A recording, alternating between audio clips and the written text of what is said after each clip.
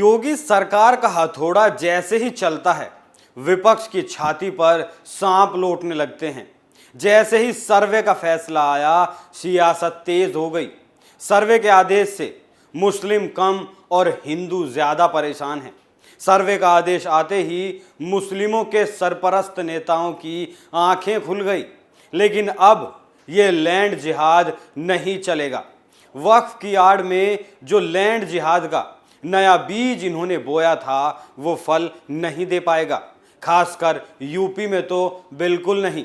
जय श्री राम। मैं हूं अभिषेक पुंडीर और आप देखना शुरू कर चुके हैं कैपिटल टीवी का स्पेशल शो थर्ड आई। जैसे ही योगी ने वक्फ के सर्वे का आदेश दिया, अखिलेश यादव, ओवैसी, मायावती, देवबंद वाले मदनी, सैयद असीम वकार, महमूद मदनी, मौलाना नियाज फारूकी, इन सब की आंखें खुल गई। किसने क्या कहा, एक एक कर आपको सबके जहरीले बाणों से रूबरू कराऊंगा। लेकिन पहले आपको बता दूं कि ये लोग आग क्यों गल रहे हैं। दरअसल योगी सरकार ने 33 साल पुराने आदेश को रद्द करते हुए वक्फ संपत्तियों को राजस्व अभिलेखों में दर्ज कराने के आदेश दिए हैं। वक्फ के नाम पर अभिलेखों को दर्ज किया जाएगा। सर्वे के आदेश के बाद अब विपक्षी पार्टियां सरकार को घेर रही हैं, क्योंकि इनका वोट बैंक खिसक रहा है। सबको वोटों की चिंता है, देश की किसी को नहीं। ये ऐसे लोग हैं, अगर देश का मुसलमान इन्हें कह दे कि हम तुम्हें वोट देते रहेंगे, तुम भारत को इस्लामिक देश बनाने की मांग करो, तो ये लोग इस्लामिक झंडा उठा लेंगे। तो चलिए शुरू करते हैं। मदरसों के सर्वे का मामला अभी ठंडा भी नहीं पड़ा था कि वक्फ के सर्वे का आदेश आ गया। ये बिल्कुल वैसा ही है जैसे किसी गहरे जख्म पर नमक रगड़ दिया गया हो। दरअसल सरकार ने प्रदेश में बंजर, उसर और सार्वजनिक संपत्तियों को वक्फ के तौर पर दर्ज कराने के 1989 के शासनादेश को रद्द कर दिया है। सरकार ने इसी के साथ यूपी में वक्फ की संपत्तियों का सर्वे शुरू भी कर दिया। ये सर्वे भी 8 अक्टूबर तक पूरा हो जाएगा। सपा प्रमुख अखिलेश यादव साफ तौर पर मदरसा सर्वे और वक्फ सर्वे का विरोध कर रहे हैं। अखिलेश यादव का साफ कहना है कि हम सर्वे के खिलाफ हैं। सर्वे नहीं होना चाहिए। सरकार को केवल हिंदू मुस्लिम करना है। जो लोग दावा करते हैं $1 ट्रिलियन इकोनॉमी की, ये बताएं 1 ट्रिलियन डॉलर की इकोनॉमी क्या मदरसों में सर्वे होने से जाएगी? वाह यादव जी, क्या बात है। बात तो बढ़िया है। 5 साल आप सत्ता में रहे, आपने कितना ध्यान दिया इकोनॉमी पर? आप तो पहले यही बता दीजिए कि आपके मुख्यमंत्री रहने के दौरान आजम खान ने करोड़ों की सरकारी मशीन अपनी यूनिवर्सिटी में दफन करवा दी, लेकिन आपने एक बार नहीं पूछा कि मशीन कहां गई। अब आपको बताते हैं कि ओवैसी की पार्टी क्या कहती है। AIMIM के रुख में थोड़ा बदलाव इस बार देखने को मिल रहा है।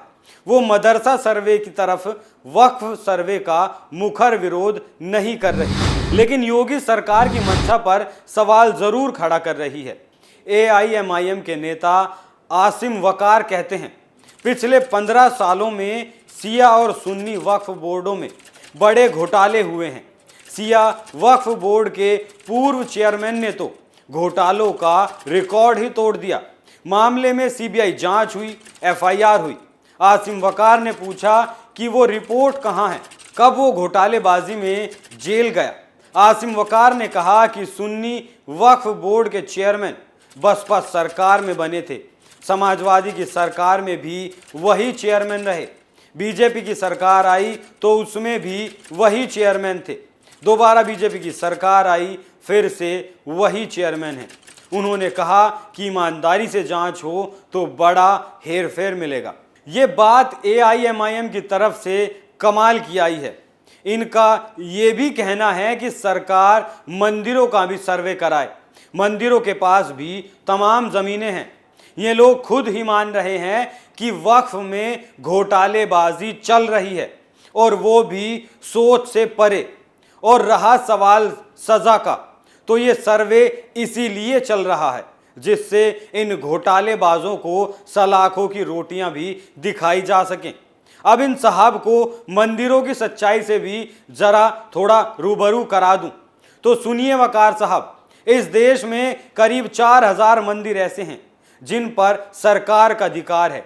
वहां का जितना भी चढ़ावा होता है वो सरकार के खजाने में जाता है और उससे लोक कल्याण के काम होते हैं। इस बात को मैं नहीं कह रहा, इस बात की पुष्टि खुद माननीय सुप्रीम कोर्ट ने की है। इस जानकारी के साथ एक बात और बता दूं, आपके मदरसों को सरकार की तरफ से जो चंदा मिलता है, कहीं ना कहीं थोड़ा बहुत हिस्सा उसमें भी मंदिरों के चढ़ावे का ही होगा। और इसी बात के खिलाफ सुप्रीम कोर्ट में याचिका पर सुनवाई भी चल रही है। जब वक्फ, मदरसों और मस्जिदों से हिसाब नहीं लिया जाता तो मंदिरों के पैसे पर सरकार का अधिकार आखिर क्यों है? अब बात मायावती की, क्योंकि इनके पास भी अच्छा खासा मुस्लिम वोट बैंक है। क्या कहती हैं मायावती, आप भी सुनिए। मायावती कहती हैं कि सरकार की मदरसों पर टेढ़ी नजर है। सर्वे के नाम पर कौम के चंदे से चलने वाले मदरसों में सरकार हस्तक्षेप की कोशिश कर रही है। मायावती कभी इस बात पर तो मुखर होकर नहीं आई कि उनकी सरकार के समय पर जो उनके बाशिंदों ने करोड़ों हजम किए हैं उन्हें सजा दिलाई जाए। सिया वक्फ बोर्ड के पूर्व चेयरमैन की नियुक्ति आपकी ही सरकार में की गई थी, जिन पर घोटालेबाजी के आरोप सिद्ध हो चुके हैं। इसके बाद आपको बताता हूं इनकी परेशानी की असली वजह। दरअसल वजह है वोट बैंक। थोड़ा आंकड़ों के जरिए इस मामले को आपको समझाता हूं। यूपी में मुसलमान आबादी लगभग 19% से कुछ ज्यादा मानी जाती है। प्रदेश की 71 विधानसभाओं पर यह आबादी 30% की निर्णायक स्थिति में है। वहीं 141 विधानसभा सीटों पर मुसलमानों की आबादी प्रदेश की औसत मुसलमानों की आबादी से ज्यादा है। कुछ विधानसभाएं ऐसी हैं जहां इनकी आबादी 50% है और कुछ गिनती की विधानसभाएं ऐसी भी हैं जहां इनकी आबादी 52% तक है। सियासी नजरिए से देखें तो मदरसा सर्वे हो या वक्फ संपत्तियों का सर्वे, दोनों ही मुस्लिम समाज से सीधे तौर पर जुड़े हैं। और चाहे बीजेपी हो या सपा बसपा, सभी अब मुस्लिम वोट बैंक को लुभाने के प्रयास में है। बीजेपी व्यवस्था में सुधार के रास्ते पसमानदा समाज में पैठ बनाना चाहती है, क्योंकि उत्तर प्रदेश में मुस्लिम आबादी में इनकी संख्या सबसे ज्यादा है और इनके बच्चे ही मदरसों में शिक्षा ले रहे हैं और वक्फ संपत्तियों में इनकी दखल ना के बराबर है, क्योंकि इनमें अगड़े पिछड़ों की बात मानी जाती है।